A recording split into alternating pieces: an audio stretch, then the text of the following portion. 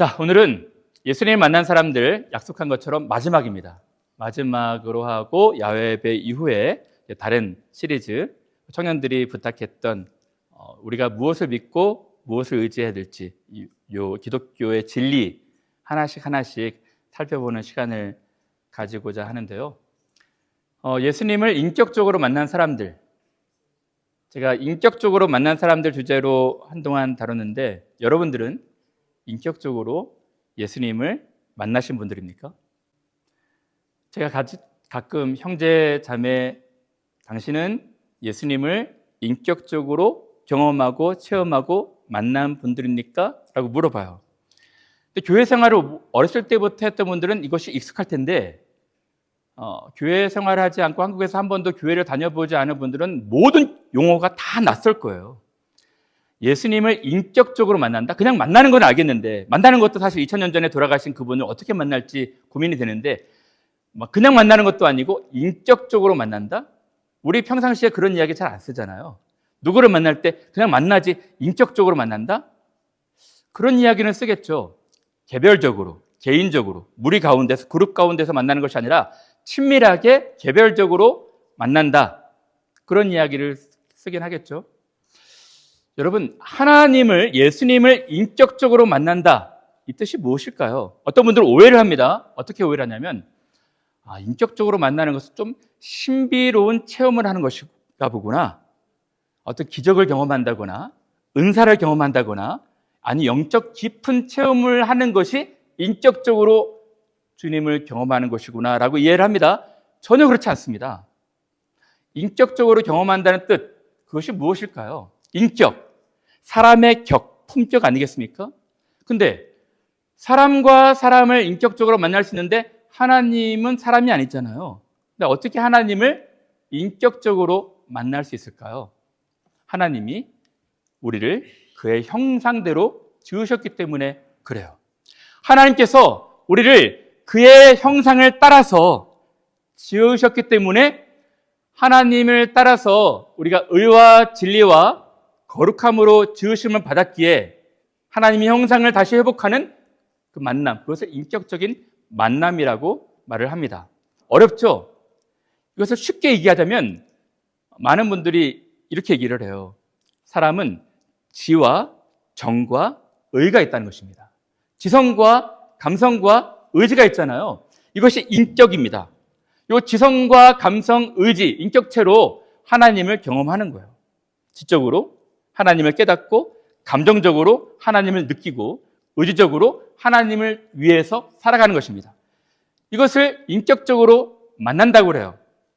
그래서 제가 지금 용어 설명을 했는데요. 먼저 인격. 인격이 대체 무엇일까? 그냥 신비로운 체험, 영적 체험이 아니라 지정의, 하나님 말씀을 깨닫고 말씀을 마음에 품고 자기의 죄를 뉘우치고 슬퍼하고 또 변화된 삶을 살아가는 것을 인격적인 만남이라고 합니다.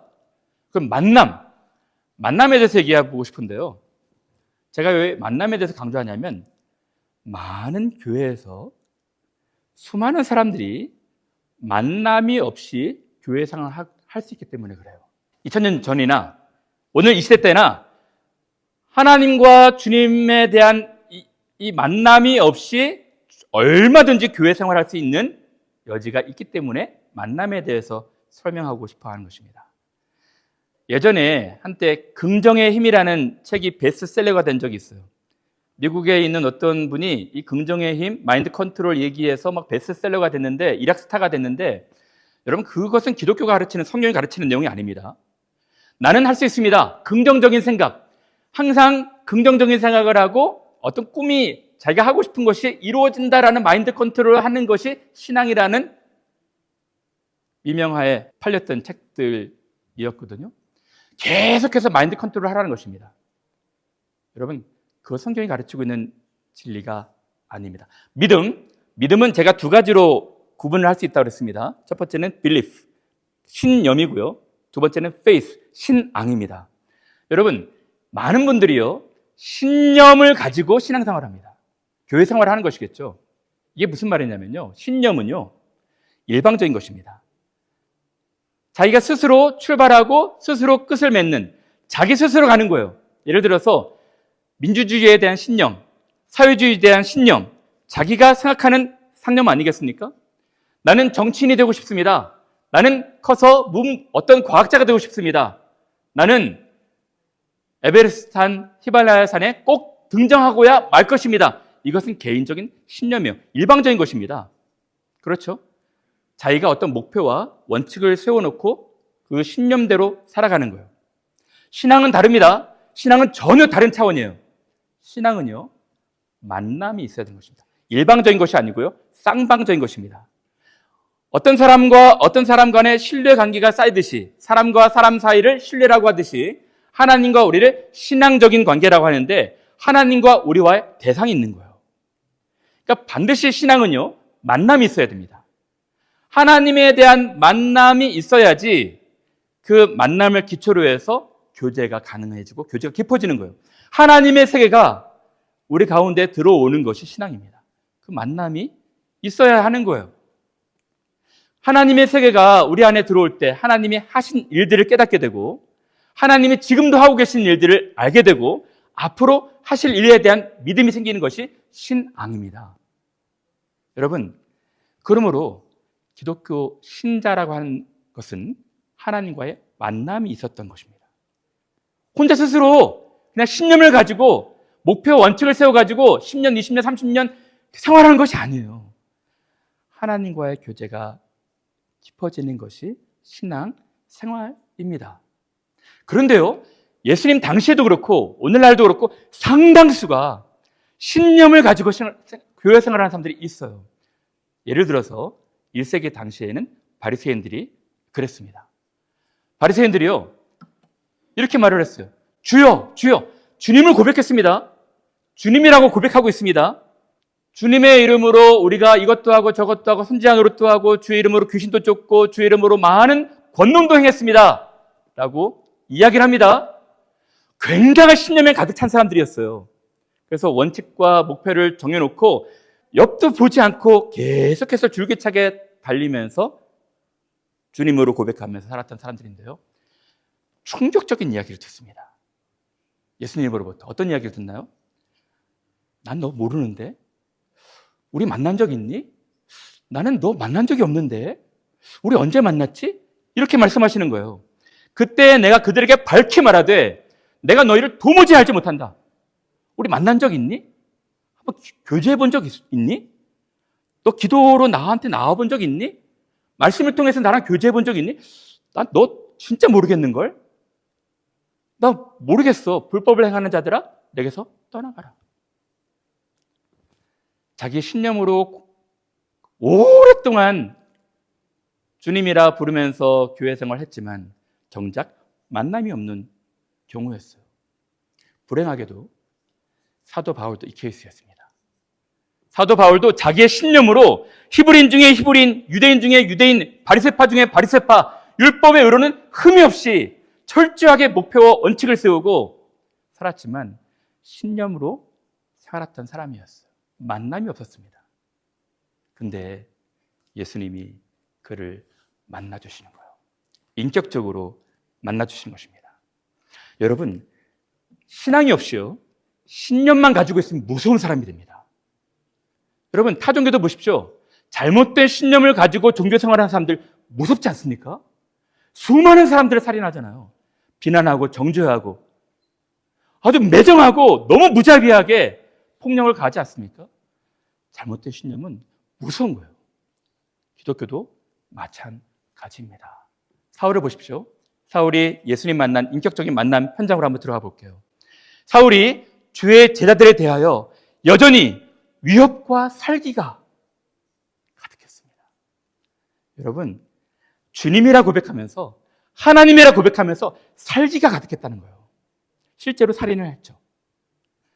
자기와 뜻이 다르고 자기와 생각이 다르다고 해서 수많은 사람들을 비난하고 정죄하고 멸시하고 모욕을 주고 살인까지 서슴지 않았던 인물이 신념이 강했던 사도 바울이었습니다. 그렇죠?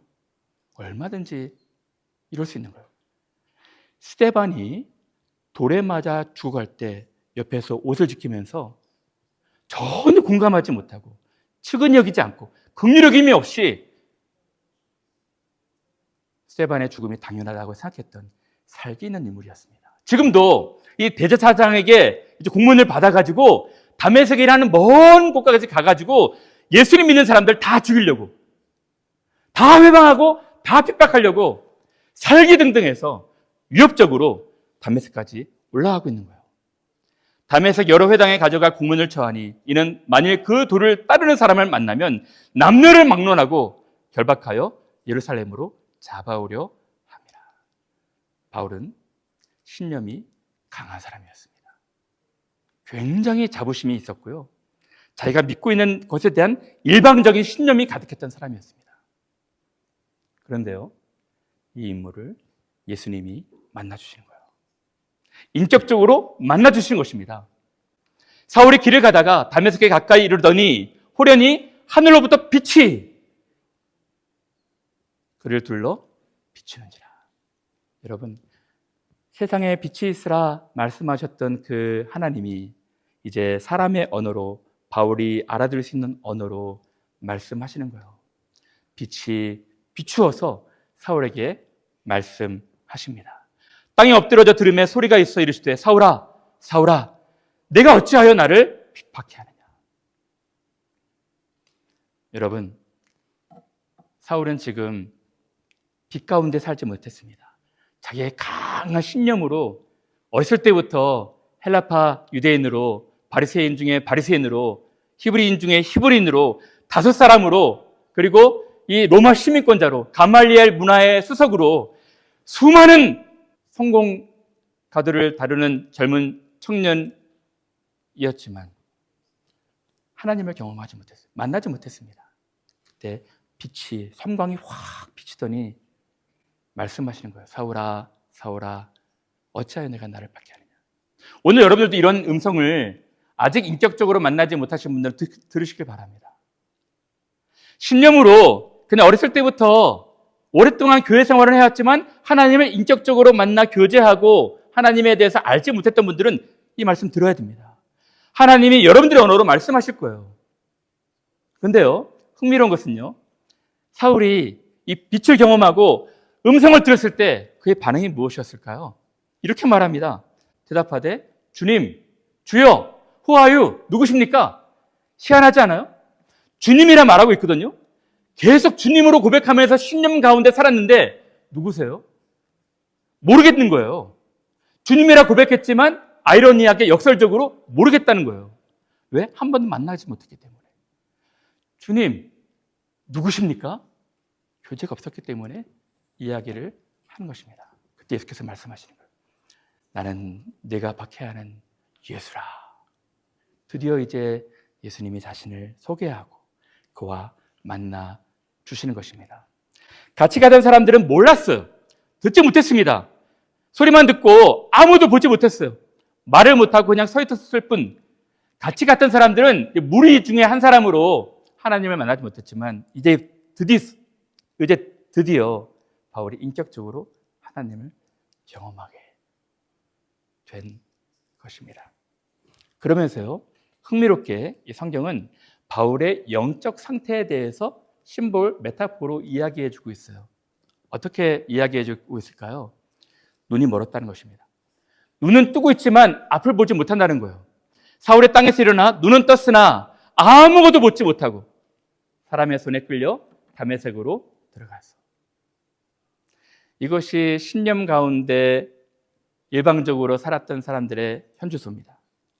눈은 떴지만 영적인 안목이 열리지 않아가지고 하나님을 경험하지 못하는 거예요. 눈먼 상태로 있는 것입니다. 보지 못하는 거예요. 오랫동안 교회 생활하고 오랫동안 교회 출석은 했지만 하나님과 인격적인 만남이 없기 때문에 눈은 떴지만 보지 못하는 것입니다. 여러분 어떻습니까? 근데요, 또 다른 메타포로, 심볼로 설명해 주고 있습니다. 아나니아가 떠나 그 집에 들어가서 그에게 안수하여 이르되 형제 사울아, 주 곧 내가 오는 길에서 나타나셨던 예수께서 나를 보내어 너로 다시 보게 하시고, 보지 못했지만 이제 다시 보게 하신다는 거예요. 어떻게 볼 수 있었을까요? 눈에서 비늘 같은 것들을 벗겨주신 거예요. 실제 비늘 같은 것이 아니라 그냥 설명해 주신 것입니다. 즉시 사울의 눈에서 비늘 같은 것이 벗어져 다시 보게 된지라. 사랑하는 여러분, 여러분들 중에 인격적으로 하나님 주님을 깊이 만나신 분들이 있습니까? 더 깊어진 교제를 하시길 바랍니다. 아직 교회 생활은 오래 했지만 신념 가운데 교회 출석은 꾸준히 하고 있지만 그냥 똑같이 찬양 부르고 똑같이 예배 좌석에 앉아있지만 아직 인격적으로 친밀하게 예수님이 어떤 일을 하셨는지, 어떤 일을 하고 계신지, 어떤 일을 하실 것인지 알지 못하신 분들은 귀담아 들으시길 바랍니다. 눈에서 비늘 같은 것들이 벗겨져서 계신 그대로를 보고 만나야 돼요. 사도 바울은 이러한 경험을 했습니다. 주여, 후하여 누구십니까? 나는 내가 핍박하는 예수라 하고 예수께서 자신을 드러내셨어요.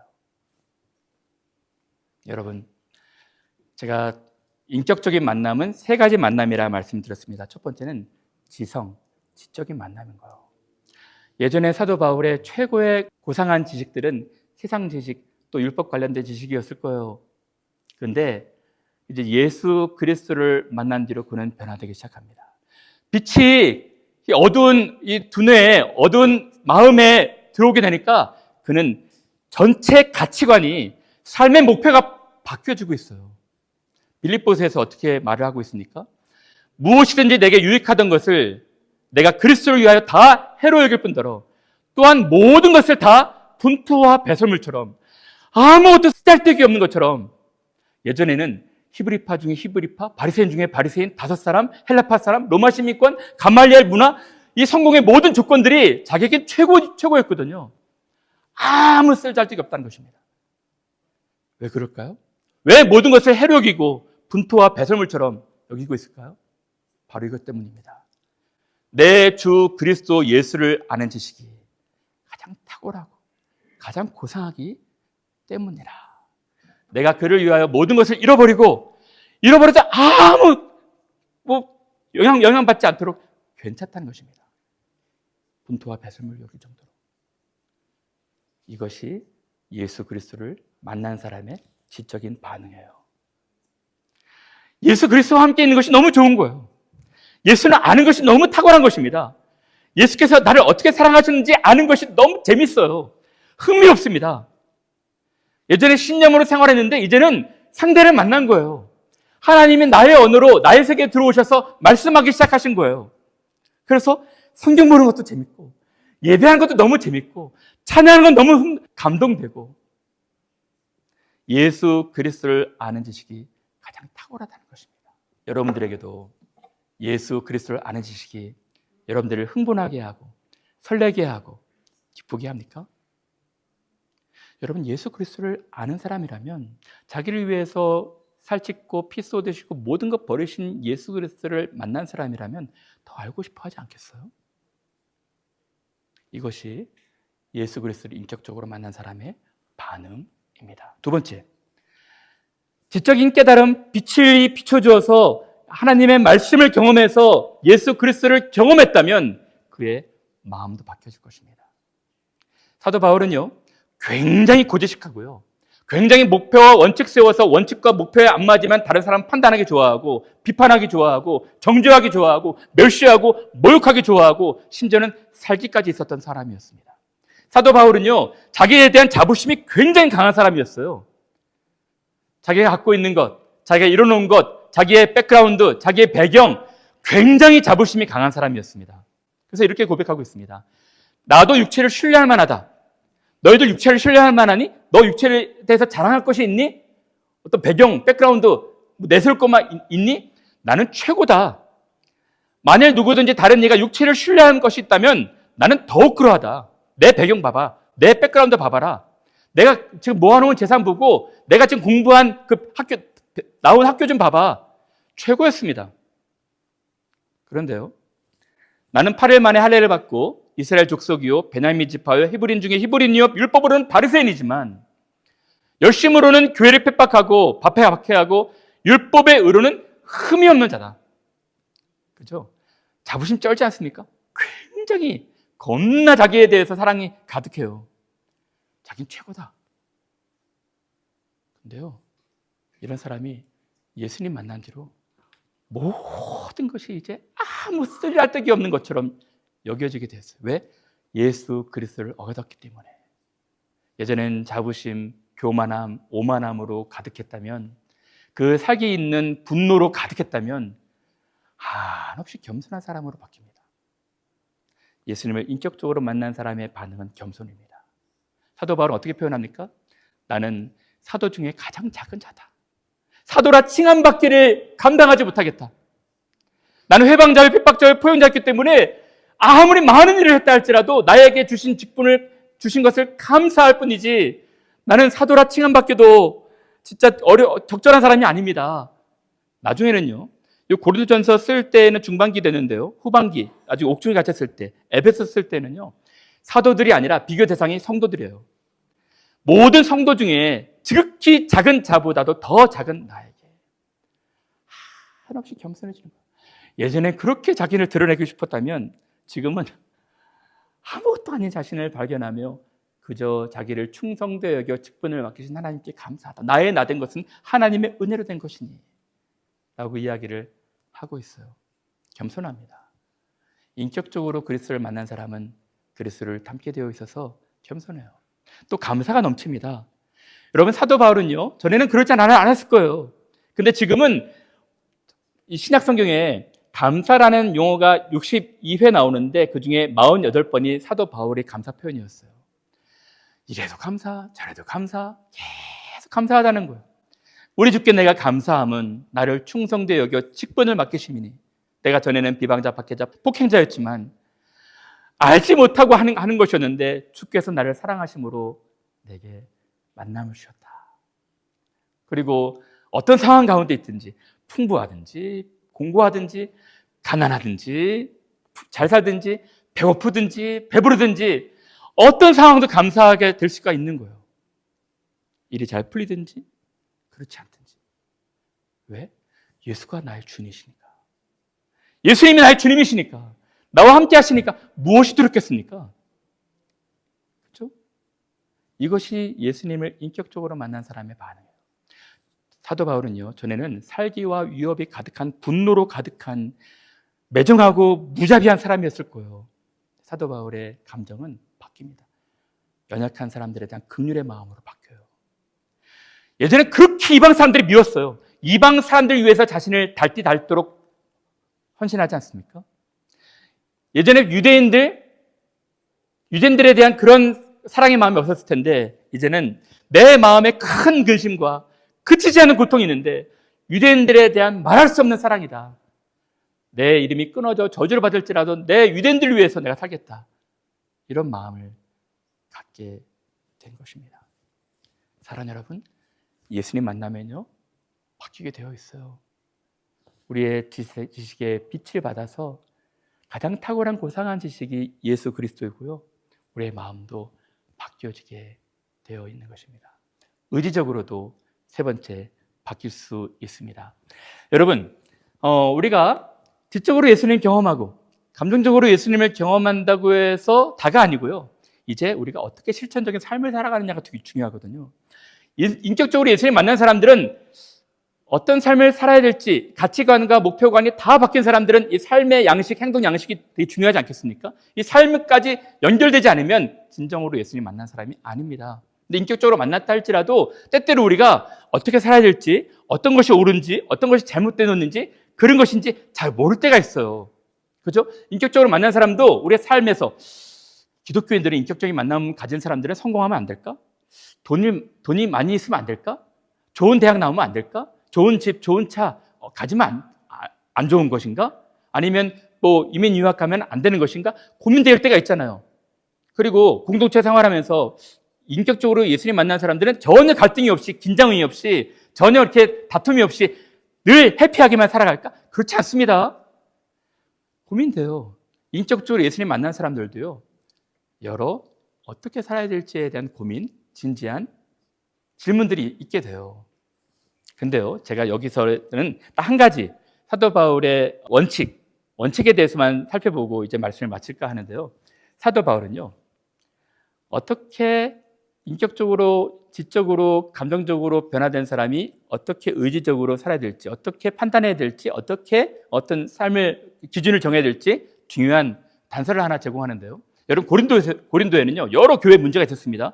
고린도 안에도 1년 8개월 동안 사도 바울이 설교했을 때 고린도에 있는 성 사람들은 다 하나님 말씀을 들을 정도로 큰 부흥이 있었던 교회도 교회 안에 여러 긴장들이 생기게 되었고 문제들이 생기게 되었어요. 그 중에 하나만 제가 소개합니다. 8장에 있는 우상 제물에 관한 문제였어요. 그러니까 어떤 제사를 드리고 나서 그 제물을 먹어야 될지 말아야 될지, 오늘 우리로 말하면은 제사 드리고 나서 제사 음식은 귀신이 먹은 것이니까 먹지 말아야 된다, 제사 음식 먹지 말아야 된다라고 말하는 분들도 있고, 아니다, 대체 귀신이 와서 어떻게 먹겠냐, 그래서 먹어도 된다라는 분들 있잖아요. 비슷한 컨텍스트였습니다. 그래서 우상의 제물에 대해서는 이방인들은 먹어도 괜찮다, 유대인들은 절대 먹어서는 안 된다. 이것 때문에 유대인과 이방인들이 갈등이 생긴 거예요. 여기에서 사도 바울이 어떻게 행동 양식 기준을 정하는지가 되게 중요합니다. 사도 바울이 어떻게 말하고 있을까요?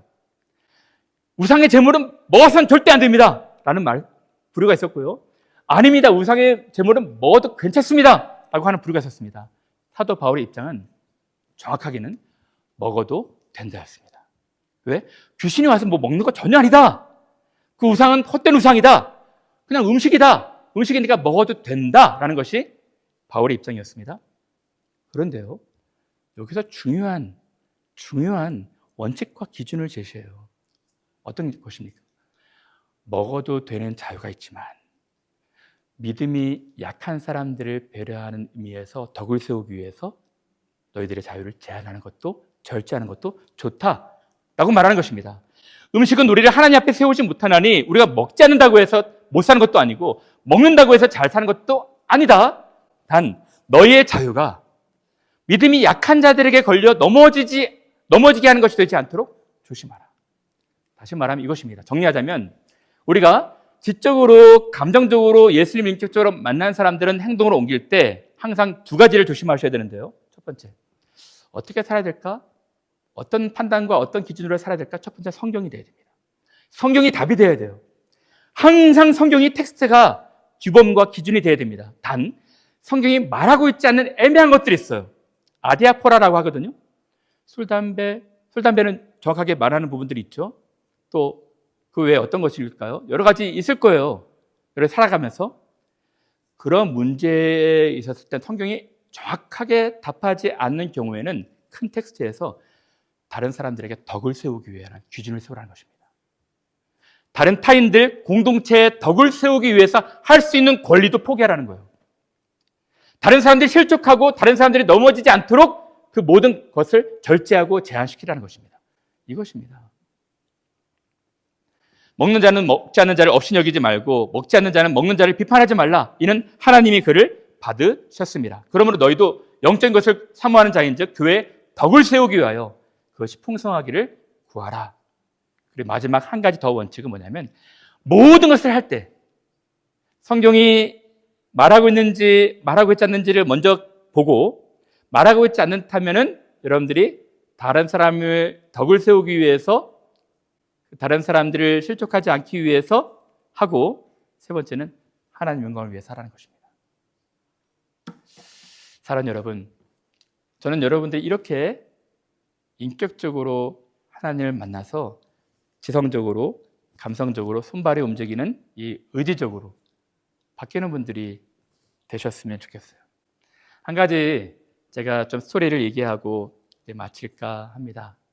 이 말씀을 준비하면서 우리 교회에서 인격적인 만남의 좋은 사례들이 어떤 것이 있을까 좀 소개하는 것이 좋겠다 생각해서 고민을 하고 있었는데, 한두 케이스를 좀 생각하면서 준비했는데 오늘 아침에 한 형제한테 연락이 왔어요. 그래서 그 형제 얘기를 하는 것이 좋겠다 생각이 들었어요. 한 2년 전인가 3년 전인가 우리와 함께 있었던 형제입니다. 이 형제는 하나님과 인격적인 만남이 없이 신념 가운데서 교회 출석만 했던 형제였는데 하나님을 깊이 인격적으로 만나고 모든 것이 바뀐 형제예요. 우리 2년 전인가 3년 전에 우리 교회 한 가정으로 아이들 둘 데리고 오셨는데 정형외과 의사였습니다. 아덴브룩 닥터였는데 진짜 교회만 성실하게 출석하더라고요. 출석하는데 어느 한 날 저한테 연락이 왔어요. 목사님, 제가 지금 너무 힘들고 어려운데요. 지금 저희 집에 오셔서 기도 좀 해주실 수 있습니까? 라는 이야기였어요. 어떤 일인지 궁금해서 부랴부랴 그 집에 갔죠. 상기된 얼굴로 이야기를 했어요. 목사님, 사실은 제가 일주일 전에 끔찍한 사고를 경험했습니다. 어떤 사고였는데요. 이 사람이 자전거 타는 걸 너무 좋아해서 자전거로 이 런던까지 왕복하는 사람이었거든요. 유일한 취미가 자전거였습니다. 자전거로 늘 출퇴근하는데 병원에도 그때 자전거 타고 가는 길이었는데 그 체림턴 지나서 병원 근처에 있는 라운드어밭에서 큰 로리 탱크가 턴을 하는데 자기 바로 앞에 있는 한 여학생, 캠브리지 뉴스에도 나왔는데 18살 된 여학생을 보지 못하고 사각지대에서 그냥 그 큰 트럭의 바퀴로 지나가 버린 거예요. 그래서 정말 형체가 알아보기 힘들 정도로 이 18살 젊은 아이가 즉사를 했어요. 그래서 자기는 명색이 의사니까 자전거도 내팽개치고 도와주려고 빨리 가서 봤는데 정말 끔찍한 사고 현장을 본 거예요. 그런데 그렇게 고백을 하더라고요. 자기는 이 수술실에서 수천 건의 수술을 해봤지만 그때는 감정이 다 배제된 상태에서 수술을 집도한 것이지 그 삶의 현장 일상에서 그 사고 현장 죽음을 보니까 이 트라우마로 작용이 된 것입니다. 그래서 집에 와서 술을 아무리 먹어도 이 잔상이 잊혀지지 않고 출근하기 힘들 정도로 괴롭고 힘들었대요. 일주일간 출근을 못했답니다. 그래서 제가 갔죠. 한 생명의 소중함이 얼마나 귀한지 같이 놓고 기도했습니다. 그리고 제가 다시 돌아왔는데요. 그 다음 날 저에게 전화가 왔어요. 목사님 좀 뵐 수 있습니까? 좋습니다. 하고 만났는데 이렇게 부탁을 했어요. 목사님, 성경을 좀 알고 싶습니다. 어떻게 하면 성경 공부를 할 수 있습니까? 당신 지금 시간이 모자랄 텐데 괜찮냐? 제가 지금 남는 것이 시간입니다. 그럼 8시 퇴근하고 나서 같이 1대1로 공부하자. 1대1로 공부하는 건 너무 죄송하고요. 미안하고요. 그룹이 있으면 그 그룹에 들어가서 같이 공부하고 싶습니다. 초대를 했어요. 같이 공부를 했죠. 정말 몇 달 동안 공부를 했는데 이 아내가 되는 그 자매가 목사님, 우리 남편 너무 이상해요. 지금 신학교 갈 건가 봐요. 새벽 3시까지 성경을 봐요. 이상해요. 라고 이야기를 하더라고요. 진짜 새벽 3시까지. 어느 날 공부할 때는 목사님, 제가 거듭나고 싶습니다. 어떻게 하면 거듭날 수 있을까요? 라는 이야기를 하더라고요. 그래서 같이 예배를 드릴 때도 맨 뒤에 앉아 있다가 점차 중간 앞에서 2번째나 3번째 맨 앞에 앉아가지고 정말 고개를 팍팍 세우고 하나도 놓치지 않기 위해서 듣는 형제였어요. 그 형제가 이제 떠나갈 때가 되어가지고 우리 앞에서 초대해가지고 그 형제의 간증을 들었는데 그의 간증이 저한테 참 깊은 감명을 주었어요. 이런 얘기를 하더라고요. 사실 제가 여기 오기 전에는 삶의 목적이 자기 분야에서, 자기 그 수술 분야에서 최고의 닥터가 되는 것이었대요. 최고의 닥터가 돼서 자기 이름을 내고 자기 이름을 알리는 것이 자기의 삶의 목표였답니다. 삶의 목표가 바뀌었대요. 울먹울먹하면서 얘기한 것이 뭐냐면 자기 삶의 목표는 하나님 사랑하고 이웃 사랑하는 것입니다.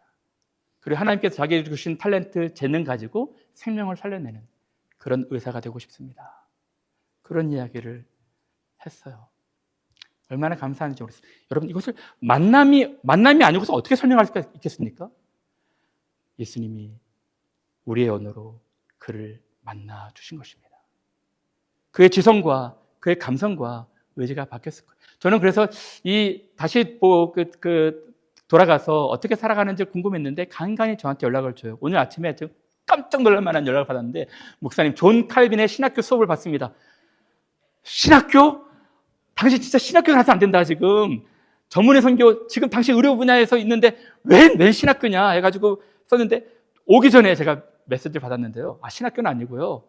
교회에서 어느 목사님이랑 둘이 같이 이제 웨스트민스터 그 교리 공부해가지고 존 칼빈의 신학서를 지금 보고 있습니다.